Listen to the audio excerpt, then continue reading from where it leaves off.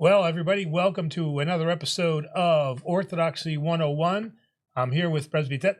No, I'm not here with Presbyter. Okay, well, you're one ugly Presbyter. Wow, the Greek Church has come a long way. A long way. All right. I've heard of the Yayas having a mustache, but that's a little much. Yeah, right? that's a little. That's a little too much. All right. But we got Sam back on the show tonight, and Sam just has added another. Sam and Christina have added another member to their family. Yes. All right. So that's 3 for you now, right? 3 kids. And her name Glory is? to God. Maria. Maria now. So After my pethera. So you've got one child named after your mom, and now it's after Christina's mom. Yep. So that works out very nice. Yep. And what is very nice is that Sam remembered that there is actually an Orthodox service in the priest's handbook that is. I don't know, Dimos, can I see that? Barely, but yeah, all right. We know it exists. So, prayer at the signing of a child when it receives a name on the 8th day after its birth. And Sam and Christina knew about that, and they called me and they says, "Hey, we'd like to do the naming service." And I was like, "Wow, I don't think I've done that, and I can't remember when." So I was over at the house today, beautiful little girl, and so we did the naming service today. And she is officially Maria. Yep. She is officially Maria. Yep. So that was really, really nice to see that. So 3-2. How do you feel now being outnumbered? It's fine right now because she's not crawling or moving or anything like that. So ask me again in some months, and ask me again when Christina's off somewhere running an errand and I'm left with the 3 by myself. And I'll ask you again when all 3 are teenagers. Oh my gosh, tell me about it. Oh yeah, I can just see it now. Oh man, that'll be its own. But that's okay because Efthimi will be like me, the older brother. Yeah. Who will not like any of their boyfriends, right? No dating after marriage, and no dating until after marriage. After marriage. Hey, what are you doing with my sister, right? Hey, you know. So, and today, feast day of Saint John the Baptist is beheading. And the one unique thing about this feast day, out of the feast, all of the feast days of the church, is fasting. This is the only feast that we fast on the feast day itself. I mean, we don't want to celebrate a beheading. The beheading. Yeah. But I do have to comment that the Orthodox Church is the only church that can celebrate the losing of the head 2 times. There's the first loss of the head and recovery, and then there's the second loss of the head and the recovery. Yes. We're the only church that can celebrate losing something twice. I mean, not that we lost it, but And I'm just going to make the terrible pun, and that's why the Greek Orthodox Church is ahead. Is it? Oh, that was just... I'm just preparing everyone for the tone of the show. For the tone. Oh, that's okay. And then the other thing I thought was very nice was we had a visitor who's been watching our show, Father Mark from Toledo, Ohio, and he's of the I believe the Antiochian Church there. And so he came to visit because he has seen our church on the live stream. He's watched some of our videos. And when he came as a gift, he gave me this cross from Jerusalem that actually has a piece of like the Jerusalem land in it. You know? Oh, that's wow, that's interesting. That's very nice. That was very nice. So that's directly from Jerusalem. And so Father Mark, thank you very, very much for that. It's much appreciated. Oh, and his presbytero was here also. Nice. Right. So, few introductions there, and we ready to go? I'm ready. All right. All right, we have a research question from last week. Rebecca Shans had asked, I know Jesus performed exorcisms in the New Testament, but I can't remember if anyone was in a state of possession in the Old Testament. And you said you were going to look up some Old Testament possession. Right. So the answer to that is that's not really demonic possession is something that came, Josephus wrote about it. It's certainly in the New Testament, but it's really not a Judaic belief per se. Now, having said that, as with everything in Orthodoxy, it always starts with Genesis. Okay, so everything starts with Genesis. So what we can see is we can see the beginnings of that in chapter 3. And so after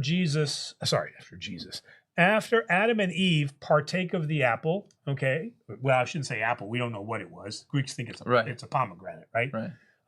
Pomegranate or fig? I heard pomegranate, which is, I heard why we use that on the Quoli. Hasn't the fig been cursed enough? Oh, that's right. He cursed the fig tree. That's true. But it is that what he gave him for clothes? No, or did he give him other clothing? We always see the fig leaf as a cloth. I don't know if that's true. Okay, I've never seen a fig leaf that big though. I mean, they can get pretty big. Can they get pretty big? Yeah, they can get pretty big. Oh, I didn't realize. I'm just thinking like something like this. Yeah, so they can actually get. Okay. Yeah, all right. Yeah. So after Adam and Eve partake of the fruit, which they are told not to, disobedience, that's going to be key here. All right. What does he say? He begins that entry, that adversarial relationship. I will put enmity between you and the woman, between your seed and her seed, and he shall bruise your head, and you shall be on guard for his heel. So that starts this process that now evil has entered into the world, right? So he will strike at your heel. So this idea begins in Genesis with chapter 3. The next time that we see really kind of Satan's activity is with Job. And so we see that Satan as the advocate, he wasn't Satan, but as the advocate, what happens is he says, he's only worshiping you because of everything that you've given him. You take that away and watch what happens, right? But even there, God limits what Satan can do, right? So even that's not really a possession. It's more of a pirasma. I mean, it's something that he more bothers him. He bothers and terrorizes him. Okay, and then the last one that we've got is in First Kings or First Samuel. We have Saul, who was granted the kingship over Israel, but then he disobeyed. Once again, he disobeyed God. Okay, and did not act in the way that God asked him to act. And he took his spirit. It's chapter 16. Let me just turn to that really quick. Chapter 16. And then the Lord said, I have rejected Saul from reigning over Israel. And then the Spirit of the Lord departed from Saul, and an evil spirit from the Lord tormented him. Okay? So that's about as close as we're going to get to any type of exorcism. All right? So this idea of a demonic possession is not prevalent in the Old Testament. The ideas are there, like I said, from Genesis, from Job, from Saul, but it doesn't become developed as a theology until the New Testament. Was it because God did not allow it to become more prevalent until Jesus walked the earth? That's actually a good a good point. Is Jesus was certainly present in the Old Testament, right? Mm-hmm. But in each one of these cases, we have a limiting power, right? Okay, that God is always directing this. But you're right that in the Old Testament, it seems as if God allows the possession to happen. Now, is that to manifest Jesus' glory because he comes and then he takes away those demonic to show that he has power over the evil, demons, yeah. Right? Over the demons, right? All right. We also have a email submission from Justin. Bear with me. This is a slight long one. It's about St. Paul. Justin says, St. Paul is one of the most fascinating people in the Bible. A Pharisee persecuting Christians has one critical encounter that changes his life forever. What is interesting during his conversion is while he is surrounded by a bright light, his first words are, "Who are you, Lord?" Acts 9:5.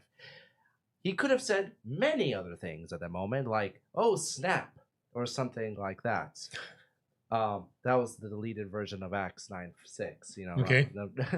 He could have explained the bright light as a sun glare. He could have said many different things in surprise, okay? But at that moment, he displays his very strong belief in God. This is a very real encounter in a very real moment. Jesus explains who he is, and then St. Paul immediately asks, Lord, what do you want me to do? Acts 9:6. Another important moment, he acknowledges Jesus with no hesitation. This is an amazing transformation for St. Paul. The Lord tells him to rise and go into the city. Immediately he does, and our world forever changes. The question is, what can we as Christians learn from this? Can I have a comment, especially on the Acts 9:5? And he said, "Who are you, comma, Lord?" Now, I don't know what it is in the original Greek, but something along the lines of "Pios ise Kyrie." Kyrie is a common word, right? A word of respect. A word of respect, Mhm. right? Who are you, Master? It's like if it's an older person, I would say to that person, Kyrie Petro, or whoever the Yeah, name you're is, right. or something. Who are you, sir? Right. Who are you, sir? Is he saying here, because I also see the Lord is also capitalized as well too, right? So is he saying, who are you, Lord, he's frightened by the bright light, and he's saying it out of respect, and then afterwards when Jesus responds, then he responds again with Lord, as in Lord God. That you recognize him, right, as Lord, right? And while you're looking that up, another thing is if it was an immediate recognition, one of the things I think of when I read the Bible is it doesn't meander too much. There's little waste of wording, especially in the New Testament. You're not going to get idle conversation. It tends to get directly to the point. So maybe there was an expression of surprise that we're just not reading because it's getting directly to the point of the story, the point of the conversion. But Father's going to look it up in the original Greek. Okay, so now the problem is we have here, right, ipen the tis I Kyrie. So, but remember, everything in the Old Testament, everything in the New Testament was written in capital letters. In the original manuscripts, they were all capital letters. Yep. So, small case, lowercase doesn't really. But it doesn't mean that can't be recognized as such, as he recognizes, an authoritative voice, right, and doesn't necessarily recognize, if he recognizes him as Lord, right, then he would say, "Who are you?" He would say, "Are you the Lord?" Because he knows who he's been persecuting, right? Mm-hmm. I mean, he knows. Okay, so he wouldn't then ask the question, right? Because later, and then it says, and he said, "I am Jesus." So I don't think from Jesus's answer, it doesn't seem that he recognizes him. Right? The bright light, as the Lord of Lords. As the Lord of Lords, right. So it could be addressing what he feels is a principality or a archangel or something like that. Mm-hmm. Could be. I'm not saying, right? Okay, but the Greek can be interpreted in either fashion, right? Right. But with Jesus answering the question and saying, "I am Jesus," that kind of gives us the idea that he is telling him, "No, I am no principality. I am the person you are persecuting. I am the Lord of Lords." So what does that say to us as Christians? Are we capable of recognizing divinity when we see it? And how does that account with the beware of false prophets? Because a false prophet, I assume, would eschew a false sense of the divine. Well, let's start with let's start with a laity answer from a man of faith. So having seen, having encountered this reading about having lived a life that persecutes, but then having had a revelation that now transforms you into somebody now who is the exact opposite and who now rallies for those people he persecuted. Is there a life lesson there from your perspective? The life lesson being, well, it's that transformation, that metanoia, right? That happens. So as a person, as a laity, right? You know, as part of the laity, would I have that discernment to recognize? I don't think I would. I don't think I would. Is it? Do I trust myself to recognize that that whoever is speaking to me is either the Lord of Gods or a false prophet, an imitator? How can I have that discernment, right? And then, but there are stories that are coming to mind right now of the devil coming to, you know, a monk or a priest or something like that, and saying, "I'm, you know, disguised an angel of light." Disguised as an angel of light. Right. And that that person, out of their humility, saw that angel of light as, okay, maybe this could be Jesus, and out of their humility saying, I'm not worthy for you to appear before me. And the demon or the devil couldn't handle that level of humility and showed himself the true colors, and fled away, you know. So I think one thing to take away is, you know, having that level of humility is important, but then also coming and speaking to a spiritual father who can help you discern that vision, right. So I think it was who was in Wisdom or something like that. I forget, one of the books in the Old Testament where don't trust yourself, counsel others for go to others for wisdom and whatnot. So I think having humility, and then also going to other people who have a better level of spiritual discernment to help you understand the vision that you were having. I think that's one of the ways that you can help discern if it's a false prophet or not. And I would just add to that I think the more important life lesson is the Virgin Mary's response to the angel's annunciation. Because at first she was like, I don't know if I can trust this voice. I don't know who's speaking to me. So she needed discernment. And then once he discerned himself to her who he was, and then she accepted it. So I think that's actually even bigger than St. Paul. I think the lesson from Mary is even more important, tying to what you said, is that's where we see true discernment, right? Here we just have, you know, we have the same kind of thing. Saul is asking the same question that Mary in her mind thought, who is this? Who? So, but in Mary's case, he announces himself as Gabriel, and here he announces himself as Jesus.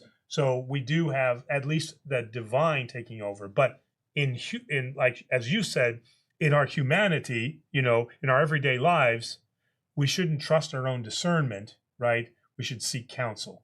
You know, that includes the priest too. Right. And I know this is lengthy, but I just want to say something really quick. The demons, they burn when they hear the name Jesus Christ. Right? So they obviously cannot say, you know, I am Jesus Christ. You're right. Right? But us in our humanity, we think we can hear, you know, how many times in a conversation you think you heard someone say something, but what they said was actually completely different. Right. So the demons, aren't they able to trick you? Oh, of course. They can like mouth, you know, like something along the lines of I am, and you take that understanding as I am Jesus Christ, and you follow that demon. And so that's why I think it's important to go and speak to someone else for counsel. Cool. Yeah. Okay. I think that's it for the. All right. We'll get on to the live chat questions. Okay. Cooking with bee-bug. In what way does the Orthodox understanding of original sin differ from Western interpretations, particularly in relation to human nature and free will? So, both the Catholic Church and the Orthodox Church believe that there was an original sin that was committed, which is pride, and pride being the root of all sin. We do believe in that. What we disagree on is then the consequence of that original sin. So in Orthodoxy, the consequence of original sin is that death enters the world, okay, and that we lose our immortality. For the Catholics, they have added on top of that the inheritance of this ancestral sin through the parents, so that what must be removed during baptism is that ancestral sin that I have inherited from my progenitors. All right. The Orthodox Church does not have any of that. That's why in our baptismal service, you'll never hear the words, "and you have been freed from original sin." Okay, because I can't free you from that the consequence of that, which is death. Only Jesus can do that. All I can do is enter you into the faith. So that's the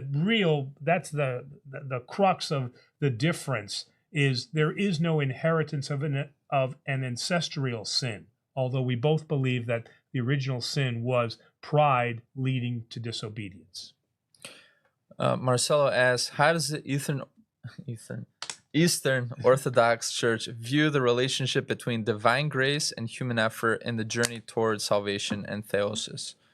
Also, what is meant in theosis by man becoming God?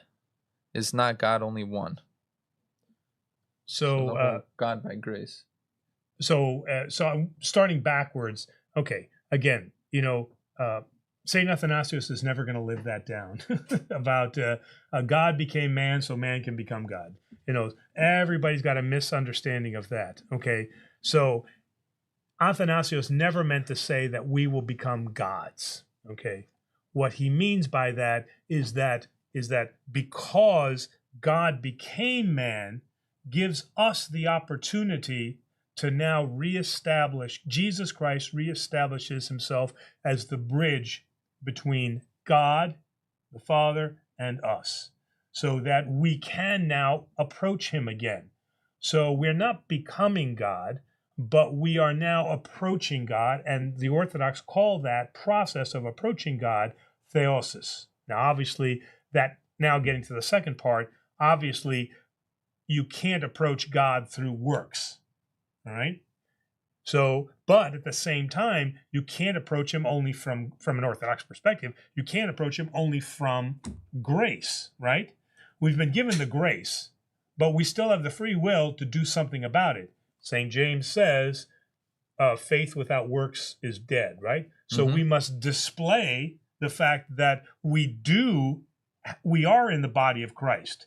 Okay, so that means, when I was very, very early on, before I was even a priest, and I was serving at a church with, we get a mentor priest that we're supposed to serve with, and so we went to this church, and the priest finishes this whole sermon about brotherly love, fellowship.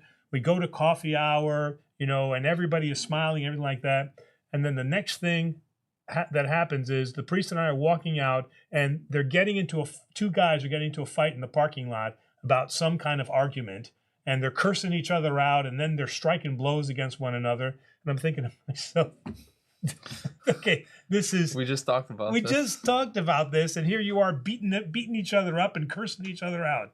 Okay, so where is the grace there? Okay, so in church I'm full of grace, right? But their works, meaning that their compassion towards their fellow man doesn't show up. So grace has to work together with grace is free, but through our works, we show our love for Christ. Gabriela asks, hello, Father. What is the difference between Holy Communion and the Andidoron? And are there blessings in divine grace similar or different? Thank you for answering. Oh, well, I think the second part we kind of answered, divine grace and free will. Is that no? For the blessings in divine grace from the Andidoron and communion. Oh, and okay. Well, I mean, a fairly simple question, right? Andidoron is not consecrated; it's blessed. Okay, So Andon is available for everybody. It's the Orthodox sign of hospitality. When you come to our church, we don't offer you communion as hospitality, which is what happens in a Protestant church. That's reserved only for Orthodox Christians who confess the Orthodox Church and confess Jesus Christ as Lord. But we offer hospitality in the form of bread that is blessed. But Holy Communion is consecrated, Andon is not. Benjamin Gessel asks, in regards to vestment colors, I wonder if orange, silver, indigo, brown, gray, aquamarine, or magenta will ever be a thing here. Well, the Buddhists cover brown and orange at least. Actually, Father Jerry has a set of brown vestments. They're brown and white. I have seen them. Yes. Yeah. So there is brown. Okay. Orange yet. I have yet to. Have you ever seen brown? I mean, orange vestments? No. I've never seen. I think I've seen orange. You've seen orange? I don't know. Think so. Okay. Well, you have to show me a picture of that one. I've never. Yeah. Silver, kind of. I've seen some that have like a silver tint to them, silver and white. I've seen that. So we got brown, we got silver. What other colors did he say? Indigo, gray, magenta, silver. I seen the gray on the Aquamarine. Aquamarine. Just to say. Okay, aquamarine. I've never seen that. Instead one. of the dragons that your red one has, it has fish. Oh, as long as it doesn't have Neptune on there, right? That's all I need. Boy, I'd get in trouble for that. Well, I mean, there's no. Yeah, let me rephrase. Is there a limit? Is there any color that they say no, thou shalt not wear this color? I've never heard any a prohibition on any color. No. William J asks, and I got an immediate follow-up question to it. What happens if I sin between Saturday night and Sunday morning? And my follow-up question is, what happens if I sin between Monday night and Tuesday morning, Tuesday night and Wednesday morning, and so on and so forth? Well, we are constantly in a state of sin. Okay, I mean, because, for Orthodox, sin is not just about a physical act, it's about thoughts, right? Okay, mm-hmm. It's about only when those thoughts become logos me. St. John Chrysostom says the thought is not the sin, but the logos me kind of rolling that around in your head, what was that lady saying to me? Why was she looking at me like that? She's probably this and that. That's right, entering into the realm of sin, right? So it's very difficult, if not impossible, for us on a daily basis to not perform some type of sin. But what Sunday does for us is it reminds us of our sinful nature. Because by the time we get to the end of the week, we're like deep in our job and we've kind of like forgotten, right?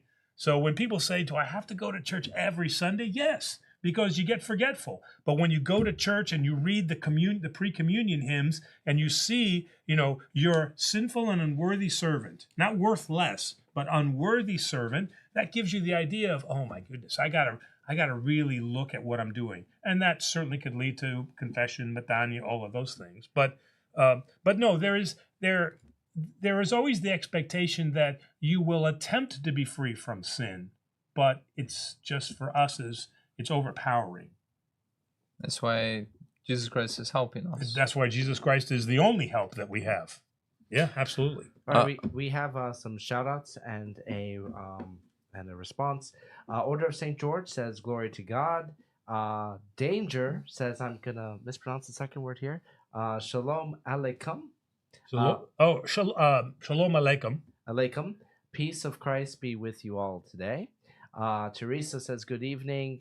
M3 says hello. And Teresa goes on to say, congratulations, Sam. Thank you. And Thank you. Aaron F says, actually, there's the third finding of John's head as well. I forgot about there's a third. All right. So we've lost his head 3 times. Wow. I'm resisting another pun for everyone's sake. Yeah, the last one was it was pretty terrible. Yeah. Okay. It was worse than my jokes. Sorry, I lost my head for a moment. All right. Alex, it's me, asks, hey guys, I have a question. Can you swing a censer with your left hand? God bless. Well, just like just like you can't distribute communion with your left hand, typically you cannot swing the censer with your left hand. So I remember what was it? I don't know, third, fourth, fifth liturgy, and the bishop was there, and I didn't even think about it. And here I'm left-handed, right? Mm-hmm. So I'm distributing communion with my left hand, and the bishop goes, "No." I'm like, "What?" He says, "Distribute communion with your right hand, not with your left hand." So I didn't want to get into a big argument about why is the left worse than the bishop said it. I'm doing it, right? Okay. So I did get in trouble for that.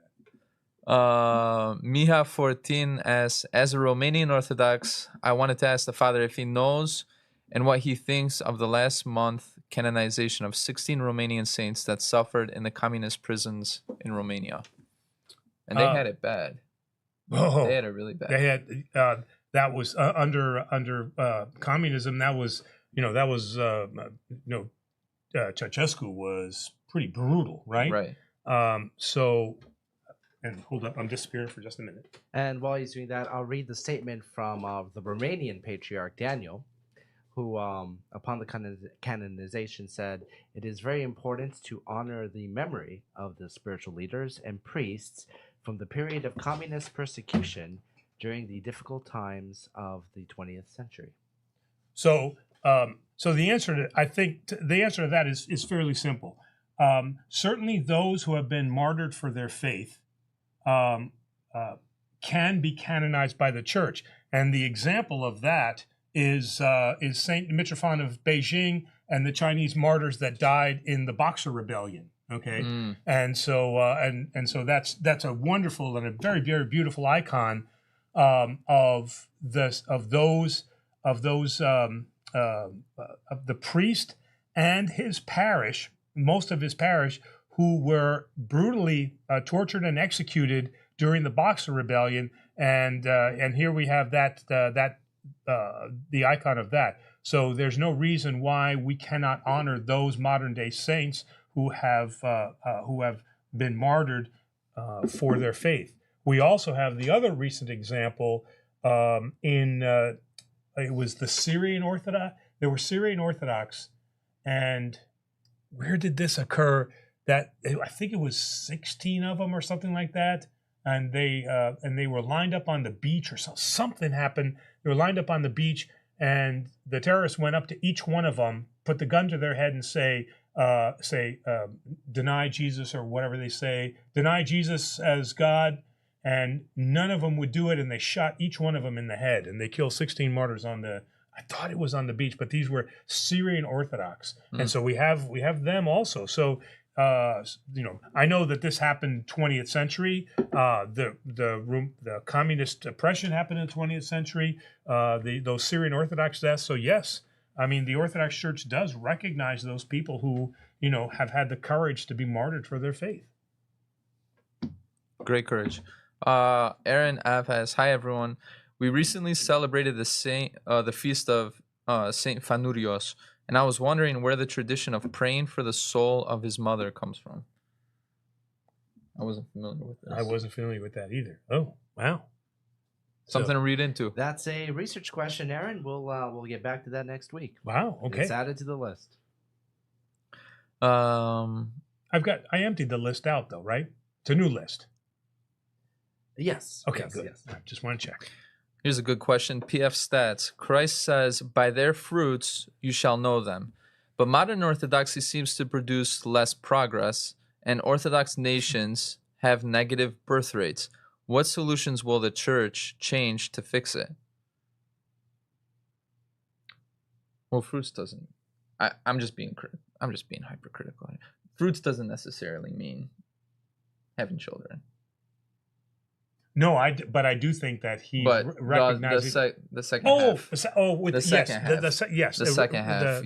Definitely. Definitely there. Yeah, I'd like to, what have, bishops and other priests spoken about in regards to, the other Orthodox nations and Orthodox families around the world, not putting the emphasis or as much emphasis as for bearing children. Well, anybody who's listened to this show has heard me be, critical of our orthodoxy, because, I don't feel that we are as present in the world as we should be. I mean, the Catholic Church is extremely present in the world. I mean, they now again, I'm not subscribing to their theology, but you will hear them make statements about certain things. Okay, so you hear what the Catholics say. What I want to see is more of who we are as Orthodox from the top. I don't want to see a bunch of YouTube videos about this priest and that priest telling me what Orthodoxy is. You want to see the bishops and archbishops. I want to see the bishops and archbishops tell us what we think about what are we doing about abortion? What are we doing about climate change? What are we doing about loss of family values and the nucleus? I want to hear what our bishops have to say, and I can take that forward. Okay, that takes courage. Okay, and so we need to be much more forceful as an Orthodox faith. We got to get away from that, and I'm going to call it stupid. We got to get away from this idea that we're the world's best kept secret. What does that mean? Was Jesus Christ the world's best kept secret? No, he was. We need to imitate more of who he was. And he said things that people did not like, and not everybody followed him. Right? Some people left. Okay, but he was not afraid. And he paid the ultimate price for that. So we need to suffer a little bit more as the church. And I think, we have been hiding behind our ethnicity for a little bit too long. That if we're going to be a church in America, then we better be more vocal. And we can't just well, it's not just coming from, like you said, it's coming from the priest, but it's not coming from. Right, and some of what and you've watched YouTube videos you've too. also given sermons for the importance of the family unit. Yes, well too. Yes, so. But there are other videos where they talk about what they think, what they think about the family values. So now you've got laity like yourself and my parishioners who go, well, is Father Angelo right? Or is Father Mark right? Or is Father Nicholas right? Or who's right? So the truth starts, right? I mean, just like we say here, he's the guardian of the truth, right? And that's who has to, those are the people that have to speak and tell us, this is what we believe. I think, to be honest, I think the priests do a great job of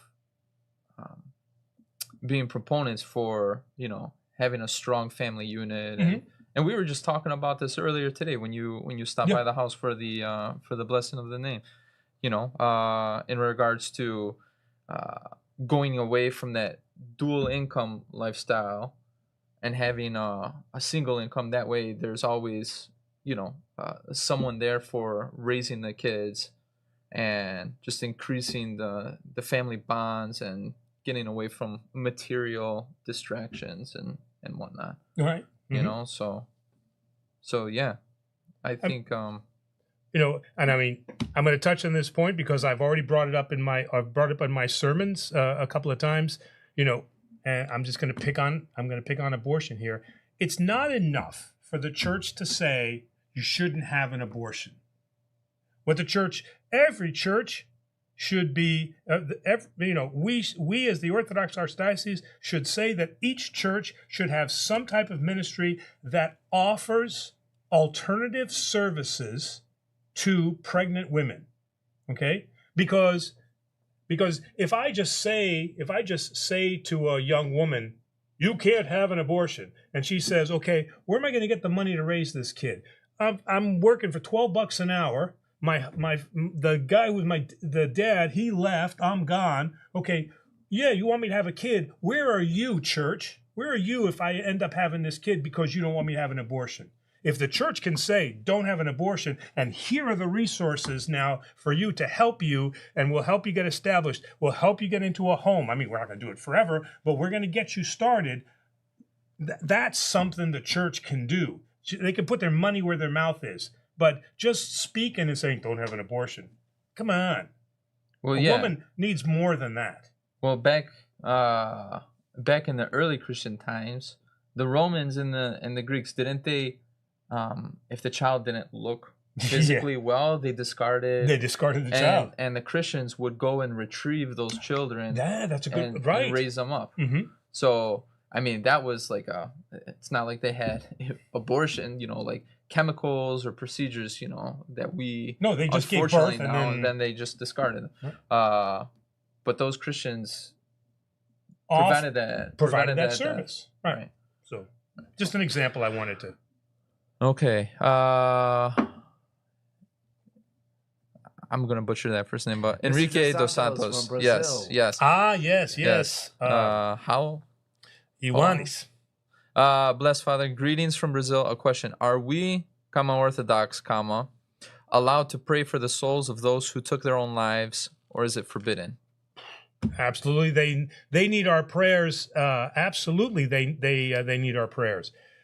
Those, normally speaking, my experience is those people who have taken their lives have not done so in the right state of mind. They've been under some duress, stress. They've been under medication and then failed to take their medication and have been overly stressed or got into a depressive state. And when you're not in your right mind, the decisions you make are not your own. Were not your own, right? So yes, they absolutely 100% need our prayers. Shaylee asks, Shaylee, thank you. Good evening, Father. I read that repentance was a gift. So is it that once someone doesn't seek their salvation or doesn't believe they do, not have that gift?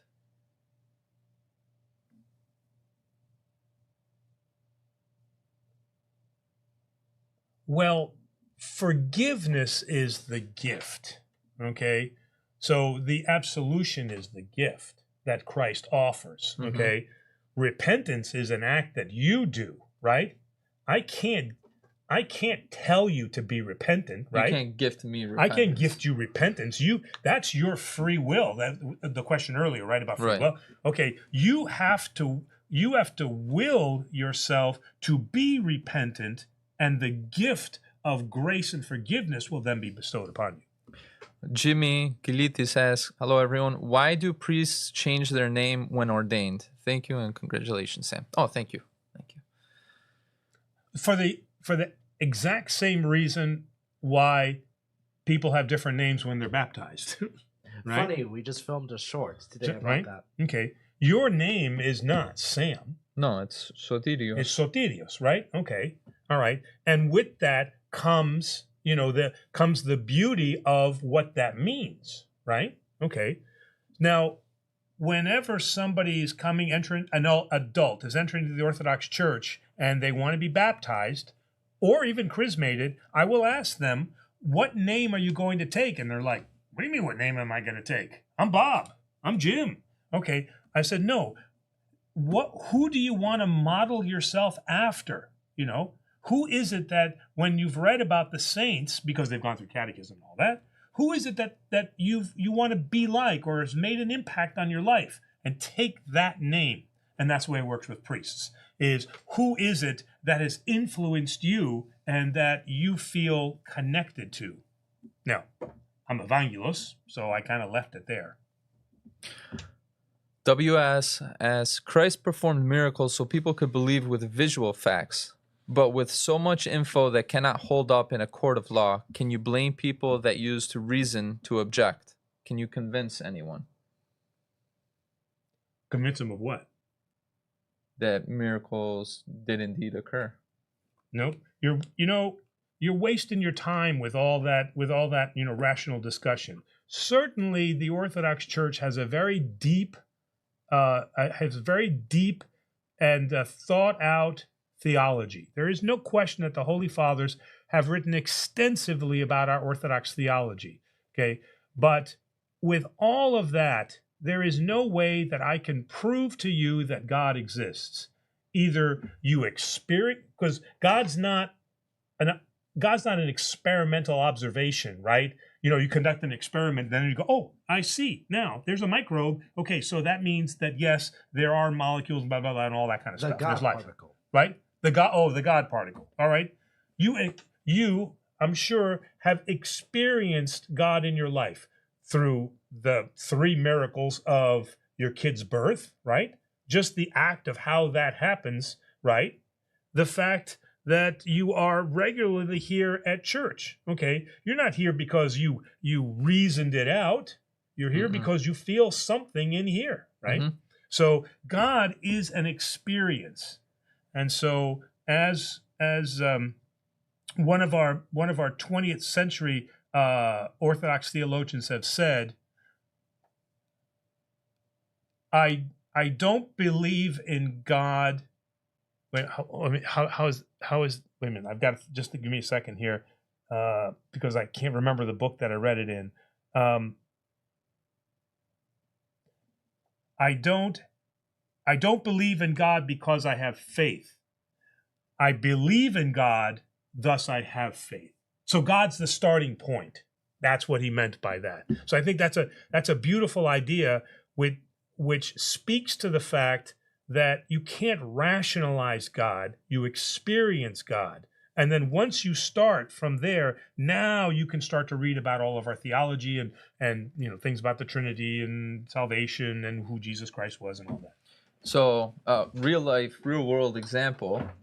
Someone had asked me, how do you know that Jesus is God if Jesus never explicitly said, I am God, right?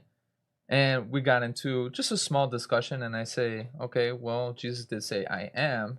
God also said, you know, he was the only one that right. says I am. There's no, but he didn't say that I am God. And so he asked me, so how do you know? And a little back and forth, but at the end of it, I said, listen, it comes down to faith. I believe that Jesus Christ is Lord and God and the second person of the Trinity, right? But just that one statement, I have faith, it really struck a chord with that person. And that person was like, I have to talk to you about this more because, you know, so, okay. But just that rational train of thought can go, doesn't. It can't lead you to God. It can't lead, right? I mean, it can, right? You know, I mean, it can help explain some of our theology, but it can't turn the page. But I do have to at least say, I can never remember.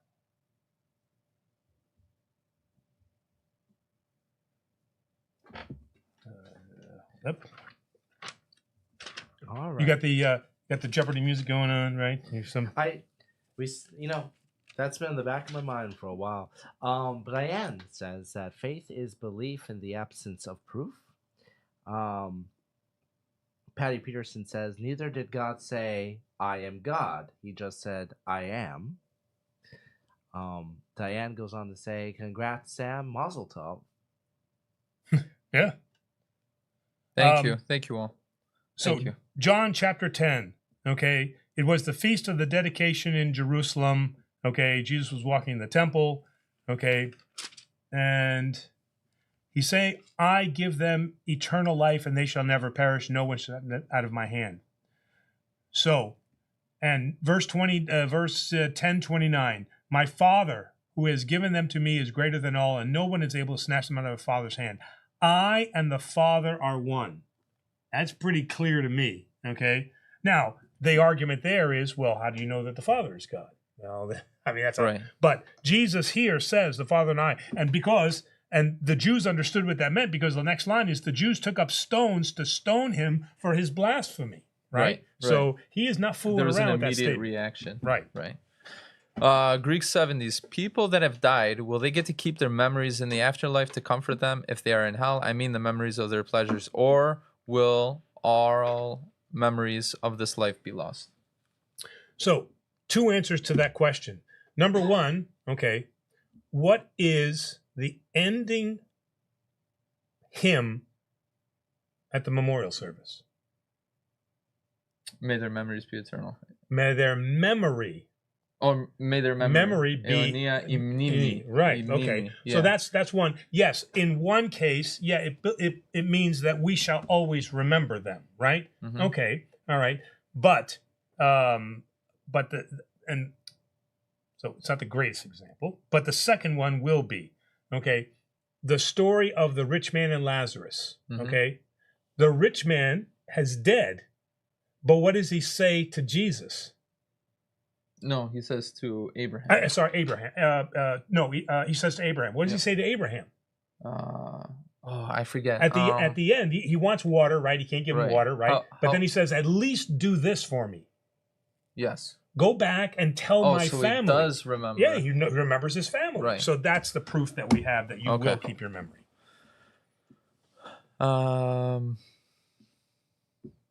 Santa Man 1, I thought Paul recognized it was God, but didn't recognize him as Jesus. Which is kind of what we said, right? Right. Would you recognize him? Jesus himself said, I know my sheep, and they know the sound of my voice. That's actually from chapter 10. TM asks, Hi, Father, can you explain the difference between the Roman Catholic Holy Rosary and the Orthodox prayer rope?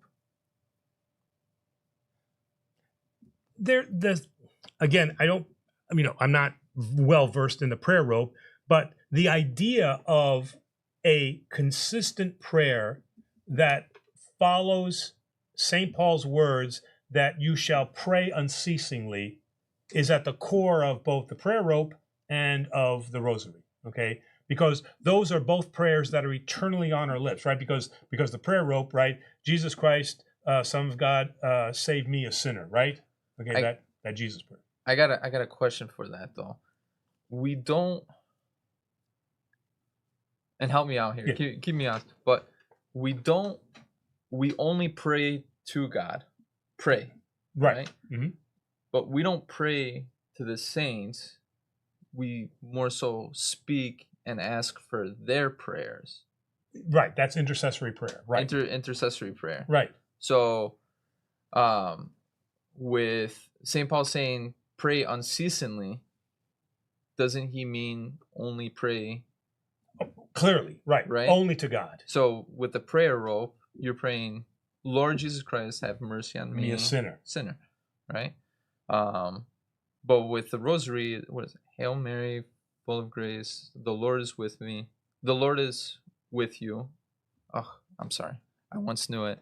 I do know it if I take the time to remember. Yeah, right. Actually, I do know it. So, but he's pulling it up, so I'm just waiting for that. Yeah, right. Okay, praying the rosary here. Make the sign of the cross. Say the Apostles' Creed. On the first bead, say Our Father. And then say one Hail Mary for the next 3 beads. Then say, and for each of the announce fingering of it, 10 beads, say the Hail Mary. The prayer is Hail Mary, full of grace. The Lord is with thee. Blessed art thou amongst women, and blessed is the fruit of thy womb. Jesus, Holy Mary, Mother of God, pray for us now until the hour of our death. Right. Amen. Right. Yeah, you got it. Yeah. So that's a good point. So the rosary is an intercessory prayer. The Koboskini is a direct prayer. Direct prayer. Yeah, I guess that would be more the better answer there. PF stats. The OT naming happens on the same 8th day as circumcision, but in Luke 2:21 says 8 days passed, then named on the 9th. Iconoclasts push circumcision views against original church opposition of it. I think that's more of a comment. Just talking about, well, there's no circumcision. You mentioned earlier about the naming service, so this is a response to that, I assume. Oh, okay. So, so since we don't have circumcision, right? Okay, we have the naming. So why do we not have circumcision, and it's pushed so much among other denominations? Well, because good. No, isn't to not make the burden too hard to be to follow Christ. Right, and St. Paul, separates us from the covenant, right? Yes. So circumcision is the covenant that attaches you to the nation of Israel, right? That's what bonded you to, to the God of Israel, right?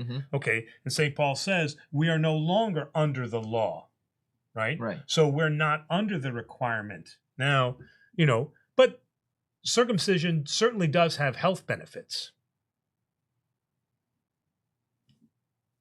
No? Well, I mean, if you follow proper hygiene, it's not necessarily it's not necessary. Oh, okay, all right. I thought it was always a hygiene thing. I mean, I know that it was a covenantal thing, but I thought modern day, I thought it was a health thing too. I don't know. I personally think that if you're gonna make a decision like that, you should make it as an adult. But well, all right, okay, we're getting deep into it. Oof. All right, well, there's sacrifice for you. Okay, yeah. Well, then again, you when you do a baptism, don't you come out with a rusty chainsaw once in a while? Every once in a while, I come out with a knife just to see the look on their face. I've done that before, and a couple of people are like, what is that? And I says, yeah, don't you know about the circumcision? They're like, you never told me about that in catechism. So, all right, M3 asks, Father, who is your favorite saint? Wow, who's my? Well, not favorite saint, but the saint you feel closest to, right? Yeah. Wow. Okay. And you can't just say Evangelo. Yeah, I can't say right. Wow. I mean, right off the top of my head, I would have to say that the two that come to mind, interestingly enough, are Mary of Egypt and of St. Catherine. One, St. Catherine's strength for enduring what she did. I mean, she went through some horrendous tortures. Yeah. And so just her martyrdom and her faith are just was something incredible.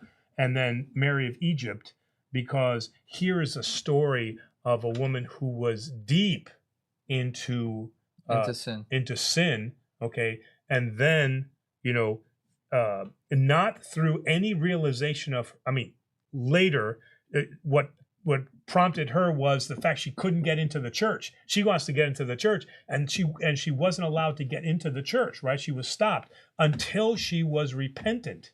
And I love that story because I'd love to see that happen today for some of, there are people who treat church in an obligatory manner that for them, it's just something I do. There's not really a faith there. It's just, I come to church. All right. And I would like to see that miracle being repeated, that all of a sudden they are stopped from coming into church, and kind of slap them in the head with the idea that, hey, coming to church is not just an obligation. It's not an obligation.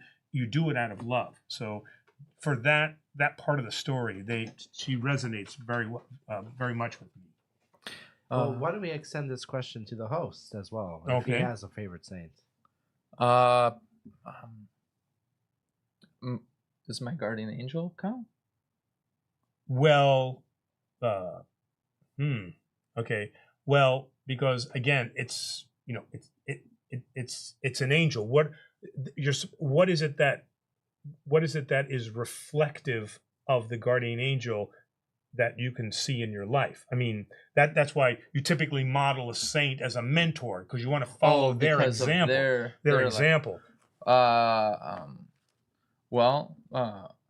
Paraskevi, because she great saint that was tortured and also proclaimed Christ in the face of adversity.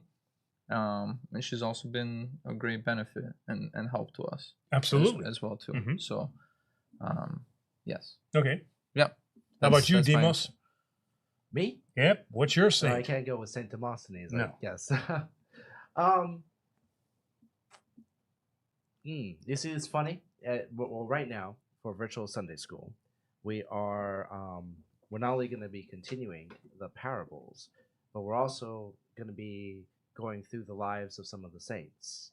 And the funny thing is that the more I research saints, at the saint I'm researching at that moment, also becomes my favorite for that moment because I'm discovering so much about the lives of the saints. But if you're gonna ask me off the top of my head, I'd probably say Saint Facilius, but it's a personal connection between me and my own father. So Okay, all right. All right. TM asks, I'm probably late in the game, but what is going on with ROKOR, Russian Orthodox Okay. Church outside of Russia? That's Yes. what it stands for, right? Right. And Father Peter hears. I've heard of him.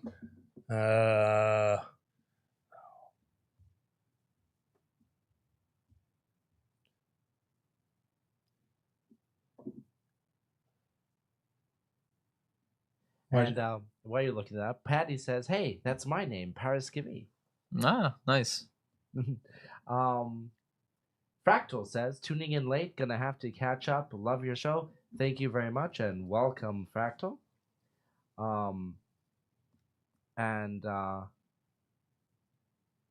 lot of new faces in the chat today. Thank you so much. We're very blessed to have you as part of our digital ministry. Please make sure, and we don't say this enough, but I'll say it.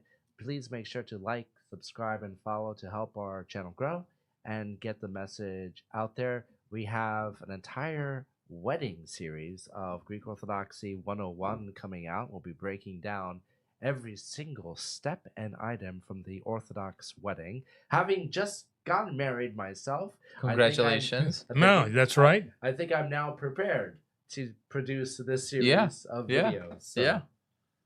I've stalled as long as I can, Father. No, okay. Video 1, getting married. Yeah, video So 1.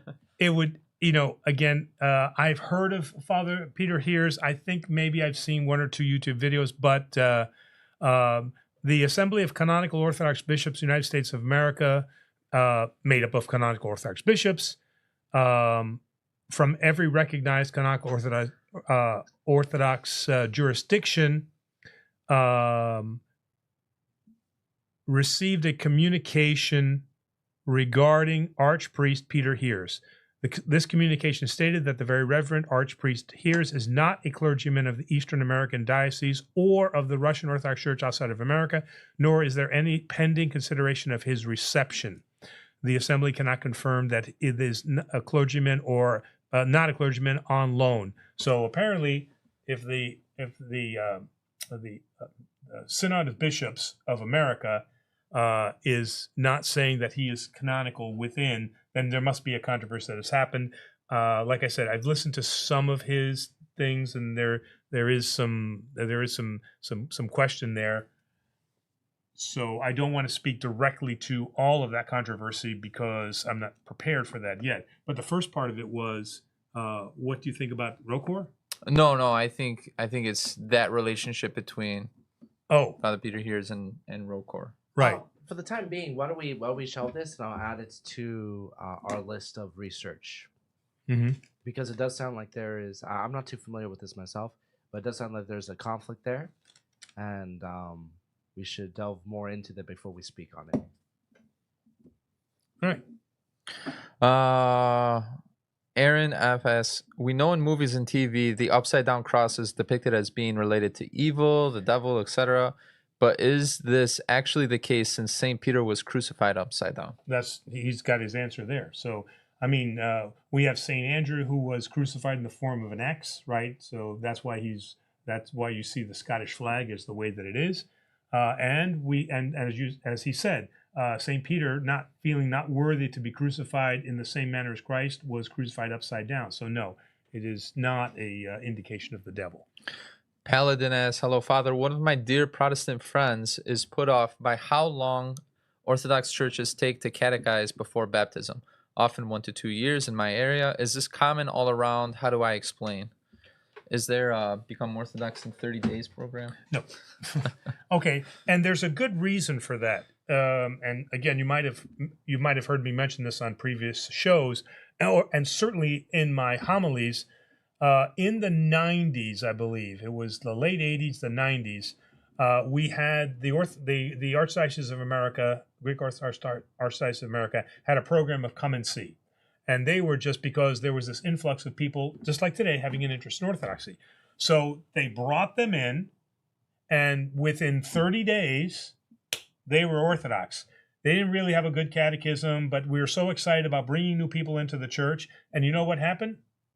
We shot ourselves in the foot, because 2 years later, they're all gone, because there was no grounding.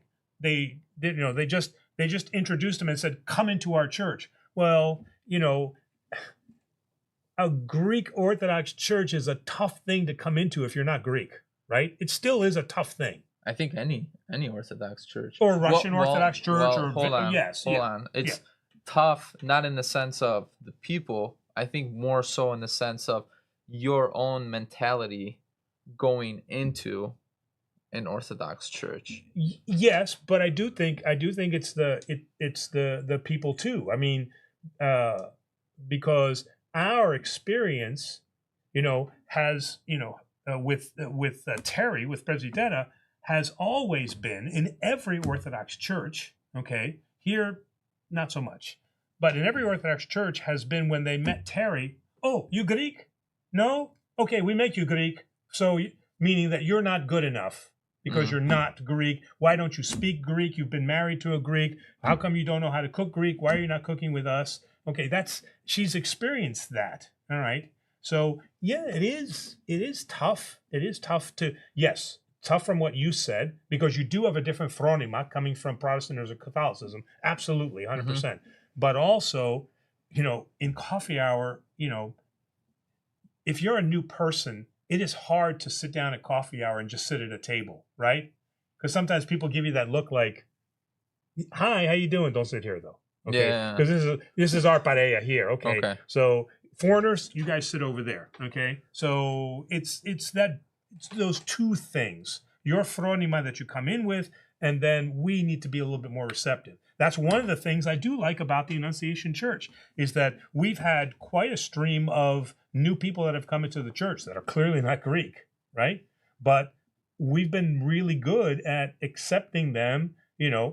All right, I gotta be a little more forceful. So I grab them by the hand and I put them at a table and I introduce them, but instantly, our parishioners gather around them. So, our church is better at that. Nicholas asks, if you're traveling, is it allowed to skip the fast during holidays? He used the magic word. Traveling? He used traveling. So there's the traveling canon. People love the traveling canon. If you're more than 50 miles away, but 50 miles back then, 50 miles, right? No, still 50 miles. Oh. 50 miles. But if you are stopped at a place that does not offer fast food, not fast fast food. Free food. Fasting food. Fasting food. Okay, then you are exempt from the canons. But if they offer a fasting option, then you are obligated to have that. That's the part they don't listen to. They just go, "Hey, I'm 50 miles away, so I'm having a 12-ounce steak." But there's a 12-ounce steak, and then there's a vegetarian meal, right, and then there's salmon, right? And okay, so go with the vegetarian. You're supposed to go with either the vegetarian or at least the salmon, right? Okay, so or you can just eat at McDonald's and say that you had fast food. Yeah, well, or is that truly meat? I'm just kidding. Well, the meat is probably the only thing that's real at McDonald's. M3 asks, what to do if the power and attraction of sin has become more powerful than the will to repent? Wow. So ask Christ for help. I mean, yeah, and you got to toughen up. I mean, yes, you can't. I mean, that's you. What's the word I'm looking for? You can't fold, meaning that you can't give up, right? I mean, you got to take a hold of yourself. I mean, I get it. I understand that. There are times that I'm overcome with that. Like there's something that I want to do, but I realize I gotta have the discipline. Do I pray for strength, for Jesus to grant me strength Of course I do. But at the same time, I know that my free will is acting upon me. And and and like St. Paul says, I have to have command over my body. Okay? That's what St. John Climacus is saying in his 12 in the letter. in the latter. He's saying, a big part of that is you've got to control your passions. You can't just give in. Okay. So, just to give a pat answer like, well, you need to pray more. No, you need to buck up and have some self-discipline and say, no, I'm not going to do that. It's one step at a time though, because that's the only way I personally have been able to do that is, and there's a movie or there's some kind of psychologist like that says, all I say is that I won't sin today. What, didn't that come from a movie or something like that? All you got to do is just say that I won't do this. I won't smoke nothing today. Nothing that comes to mind right away. Yeah. It's so. My problem is I've seen too many movies. Oh, okay. So don't try to bite off the elephant in one sitting. Just what that sin is, and just for that hour say I'm not going to do it. And then when the hour is up, and then you're like, okay, now I'm free to do it. One more hour, and that's tough. But I've been able to get myself into that habit of when I get overcome, I'm not going to do this for 1 hour, and then I'm not going to do it until morning, and then I get to morning, and you just keep going like that. There was a monastic who was so overcome with a burning passion, he threw himself into a thorn bush. So he couldn't do anything, right? He just threw himself into a thorn bush, to have that pain, Oh, okay. Replaced by a new pain. Replaced by a new pain.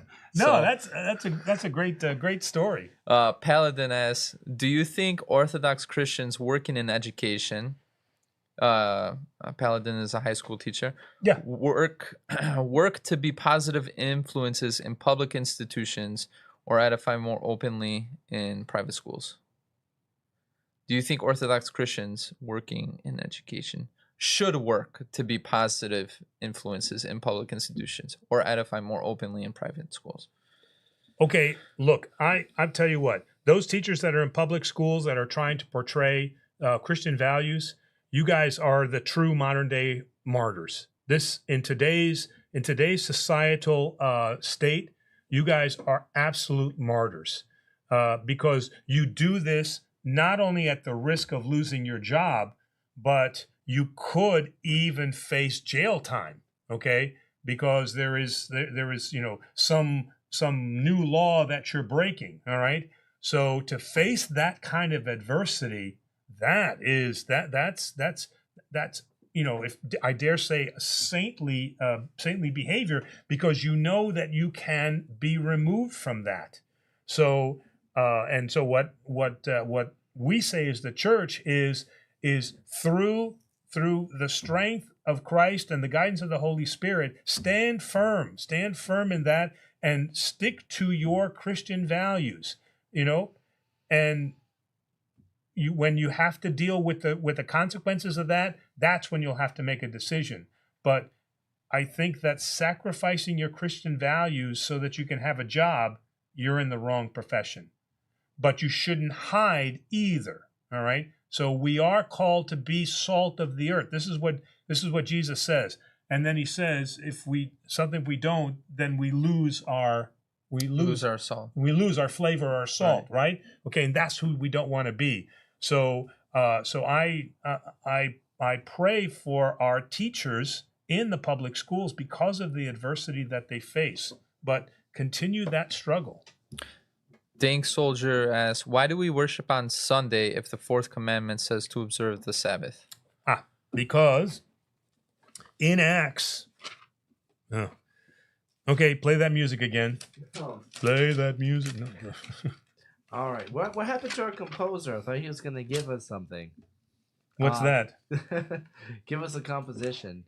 All right. Paladin says, congratulations, good strength for, I guess, my marriage. Thank you, Paladin.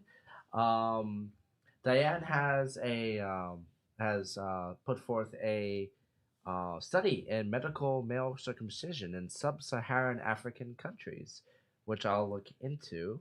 That should be interesting. TM says your favorite saint. I just talk like Sean Carter. Your favorite saint. Your favorite saint should be Saint Natalia. So now you got to read about Saint Natalia. Now I have to read about Saint Natalia. I have to come back to that. Unless TM, you want to provide some more information. I'm not familiar with Saint Natalia. Santa Man 1 says southern vegetables aren't vegetarian. Yes, I particularly love I love the vegetarian pulled pork myself. It's my favorite vegetable. Are you ready, Father? Okay, I'm ready. Acts 20, verse 7, and on the first day of the week, when we gathered together to break bread, Paul talked with them, intending to depart on the morrow. So in Acts, we have established then the change from the Sabbath now to the first day of the week. First day of this week, Sunday, because Sabbath is the end of the week. End of the week, right? Okay. WS, question to clarify. God is a starting point, but that is what Muslims, Mormons, Hindus say. The issue is, why is there so much missing evidence linking to Christ to cause world confusion? By design? Well, I guess I don't understand. What do you mean missing information? I think about Christ. Linking Christ to God. It's not a lack of information. The Old Testament or Hebrew Scripture is replete. There's a nice word. Is replete with prophecies pointing to Christ. Okay, but we as Orthodox believe that the Jewish and the Muslim faith are not reading those as prophecies. But they're clearly prophetic. Not okay. What happens sometimes in Christianity, and now I'm talking about Orthodox, Protestant, and Catholic, is we make everything into a prophecy. That's not correct. Not everything is prophecy, but there is a plethora. There's another word. There is a plethora of prophecies that point to Christ, and all you can do from our Orthodox perspective is choose to ignore that they are prophetic. Okay, you know, the classic one being Genesis, right? And you read it so I don't make a mistake here, right? Because we love Orthodoxy loves Genesis, right? That's where everything comes from. All right, and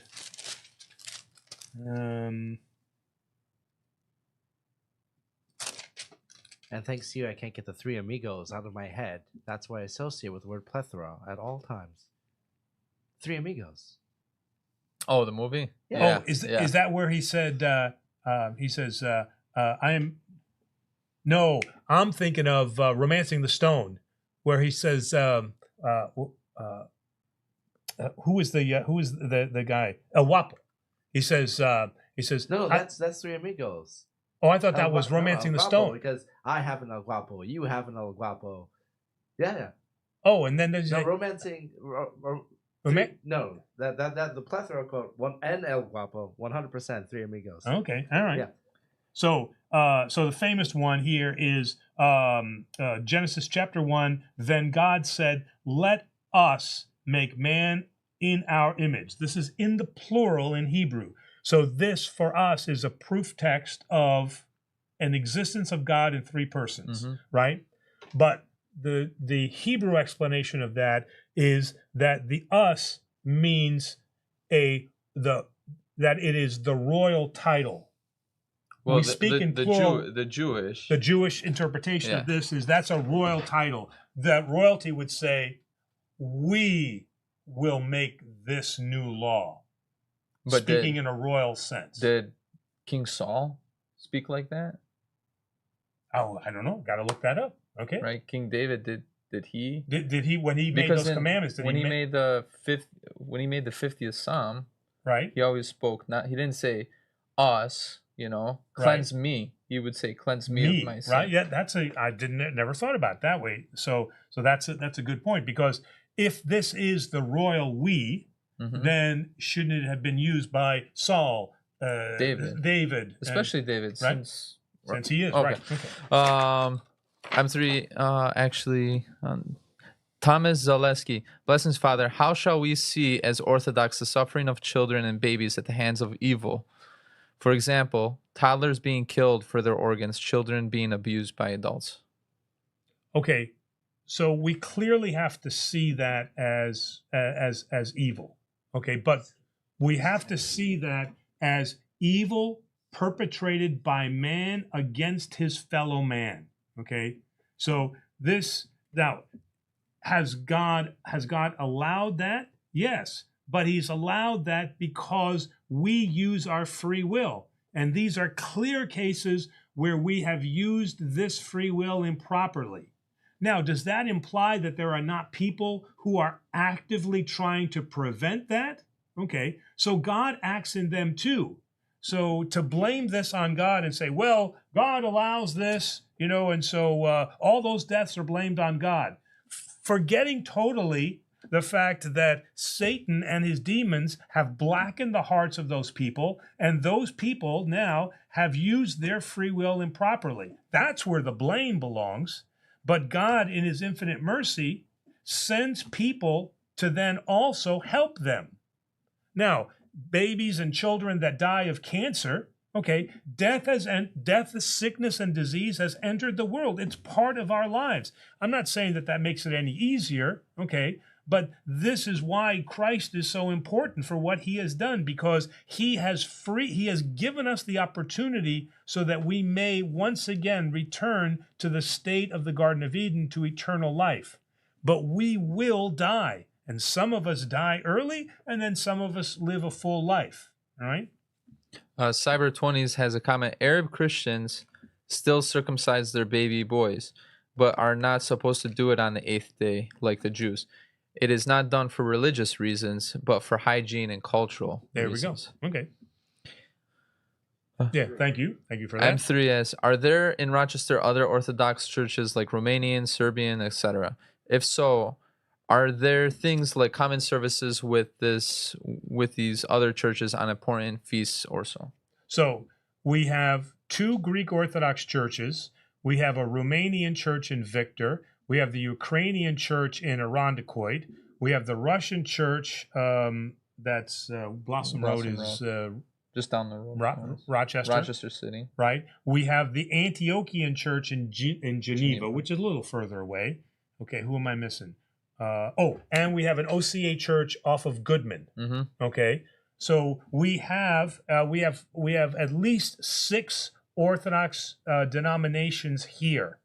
And do we get together? Yes, we all get together at each one of our churches, and we rotate this each year on Orthodox Sunday. On the Vespers of Orthodox Sunday is when we all gather together. All the churches together. And then we have a meal afterwards. It's a beautiful thing. We've actually live streamed that a couple of times. Oh, we did? Okay. Yeah, and if you actually look at this last one that we just had, right? Yes. You see around the thumbnail, a bunch of colorful vestments. Yes. Yeah. Scott Parker asks, hello. This past Sunday, my priest announced that the bishop and metropolitan asked that we stop venerating the cross after liturgy with no explanation given. I didn't get to ask the priest for clarification. Any thoughts as to why we would be asked to stop? We are Antiochian, by the way. Wow.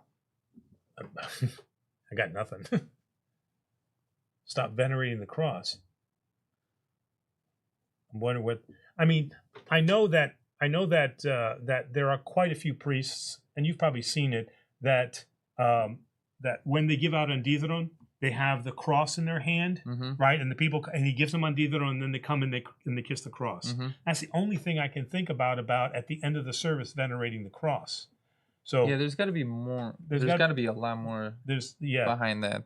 We're missing context. So there's got to be certainly a reason, but I've seen quite a few priests do that. I don't see anything wrong with venerating the cross, but we'd have to, we'd have to find out, maybe if he can tell us, which church that was, that maybe I can make a phone call and just ask the priest and say, hey, I heard this on YouTube. Is it true first? And then number two, have they given you a reason? Yeah, so if you have the information, Email. us. Email. Don't put it in Not email. here. Email us at agocny@gmail.com, which is in the description of our video as well. Santa Man 1 comment: Southern vegetables aren't vegetarian. What? What? I read that. It was a earlier, previous comment. It's a joke. Oh. I mentioned pulled pork is my favorite vegetable. Oh, gotcha. Okay, all right. That's funny. Toku Lover 89. My brother was just got ordained this past May. Congratulations.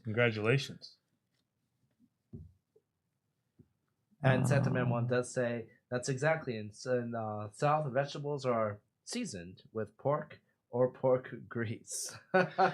Migs. Sorry. No, go ahead. All right. Migs asks, does your Orthodox church or any other you visited have the Divine Liturgy in Spanish? Oh, 100%. In fact, one of my good friends from seminary, Father Arbon. Father Arbon is he has another name and I can't remember right now. But we went to seminary together. He grew up in Panama. I think his mom was Greek and his father was Panamanian. So he grew up bilingual. So he speaks perfect Spanish. And so they sent him to Miami. And so he does a Orthodox liturgy in Spanish. Nice. Yeah. So he's a Panamaniac or a Panamanian? Panamanian. All right. He's a Pano Greco. And we should also pray for Gus, who recently caught COVID at the church. He says either from communion or after church during the festival, no contact during the festival, feeling better. Well, I've never heard it can't be from communion. I never heard of anybody catching it from communion. I've never heard that either. Could you catch it at a Greek festival? 100%. Oh yeah. Far more. Oh yeah. Far more likely that happened. Now, the earlier question about the venerating of the cross reminded me of a story I read from a few years ago, from 2018, and I looked it up just to get your thoughts on it. But it was from the Church of Stockholm, where the world's first lesbian bishop called for the removal of crosses in the churches and to open up a Muslim prayer space inside the churches as well. Have you heard of this? But that's not Orthodox. No, No. it's not Orthodox. Well, it's not even Christian. Okay, Yeah. It's how can you remove one the instrument of our salvation, right? Right. Jesus Christ transformed it from an instrument of torture into our part of our salvation. Yeah. Okay, so how are you going to remove that from a Christian church? Okay, and then what was this? They wanted to open up Muslim prayer spaces in the church. Okay, and so how can you have that dichotomy exist in the same space? They do not believe that Jesus Christ is God. They believe that he is the greatest of prophets, but they do not believe he is God. How can you coexist? You can't.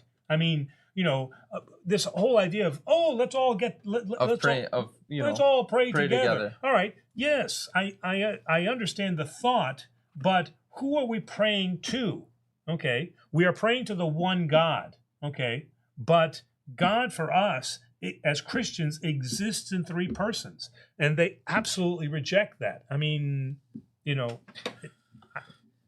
right. Final question. Greek 70s. Actually, one comment from Diane, and then the final question. The comment from Diane: Messianic Jews argue that Exodus 23:20 is about Jesus. And then Exodus 20. And Gus sent us a $10 super chat. Exodus 23:20. 23. Well, hold up. Let me just take a look here. 23:20. Oh, there are a lot of items in the Old Testament. Behold, I send my angel before your face to keep you in the way and to bring you into the land prepared. So listen to him and obey his voice. Do not provoke him. He will not pardon transgressions. My name is in him. All right. So let's see. The Orthodox. All right. The Orthodox interpretation of that, verse 20. This is an angel who spoke to Moses. I am the existing one. He is the only begotten Son of God because he's begotten. He is called angel to distinguish him from the Father. The word angel means messenger, and this angel reveals the will of the Father to man. Moses believed in the Holy Trinity, thus my refers to. So they're saying, before I send my angel before your face. So they're saying here that angel is a translation of Jesus. All right. The angel has the authority to forgive sins. His Father's name is the Lord, and therefore the Son is also called by his name. That's Abraham. When he became incarnate, he is also forgave. But the Jews challenged his authority in vain because they didn't believe he was Son of God.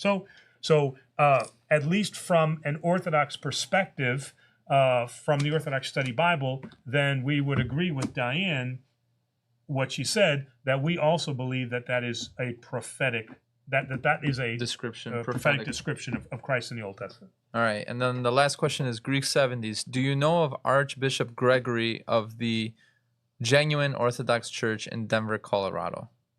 Oh man! Anytime they use genuine, original, we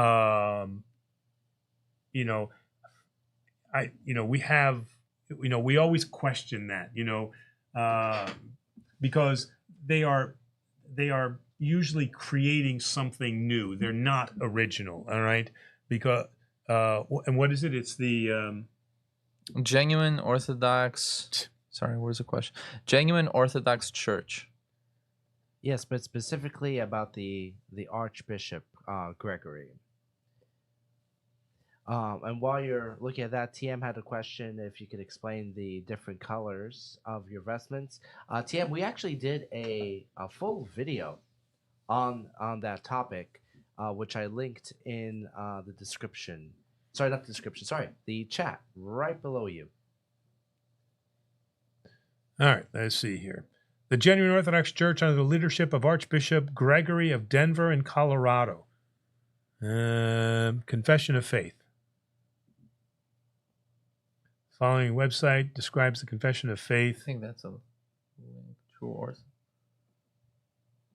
It sounds to me like this might be another research question, Father. Yeah.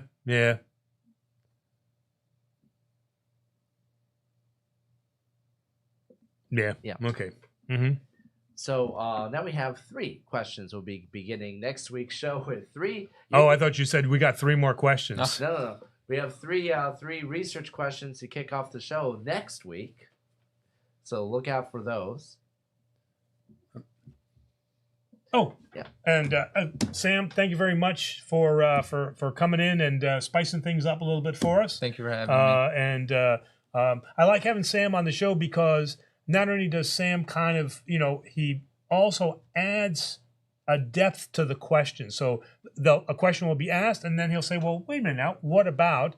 And then I also like the fact that Sam, as a man of faith, offers a laity perspective to what we talk about here on the show. So again, for those 2 things, Sam, thank you very much. Much appreciated. Thank you. Thanks everybody for a great night. And is Demos letting us call this quits now? Is that how this is working? No. My job here is just to interrupt your research about 3 Amigos quotes. We're going to talk about this after the show because I still think it's Romancing the Stone. Romancing the Stone, I prefer as a film. By the way, I like both of them. They're both great films. Romancing the Stone is one of my favorites. However, I hate to burst your bubble. It is 100% 3 Amigos. We will have this proved on the next show. We'll do a double screening just to prove it. I have no problem with that. So everybody, hey, thanks again for a great night. Some really great questions. And remember, like, share, subscribe, and we'll see you Sunday. See you Sunday. Good night, everyone. Night.